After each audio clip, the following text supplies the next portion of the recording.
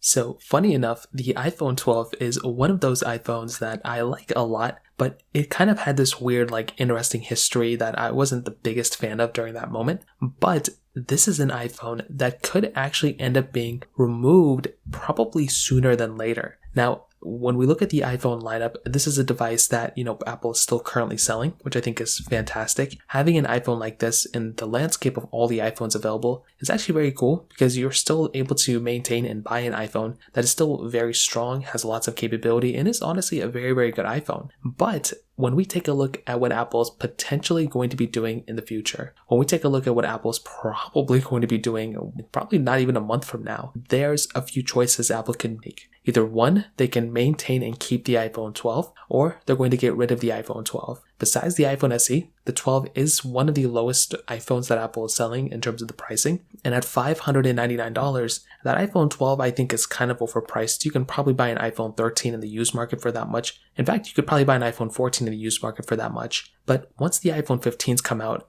Apple is going to have to change these prices of these iPhones. There's no way they're going to keep these iPhones the same. Unless they end up doing that, if the iPhones go up actually $100, then they may just keep these the same price. I'm not too sure. But with the iPhone 12, there is a chance that this iPhone either gets removed or it gets downgraded in price. So if this iPhone gets, downscaled in price at $499, that means that we have an iPhone SE3 at $429. Then we have the iPhone 12 at $499. I don't see at that specific pricing structure why anyone would ever buy an iPhone SE3 when the iPhone 12 is only $70 more or whatever it is, right? That is a very, very cheap price to pay. That's a very low amount of price to pay difference-wise, going from an iPhone SE3 to an iPhone 12. So I don't see why anyone would go up to an iPhone or buy an iPhone SE3 at that moment. They would just go buy something like an iPhone 12, in my opinion. But that's not necessarily everything. When we take a look at something like the iPhone 12 in this,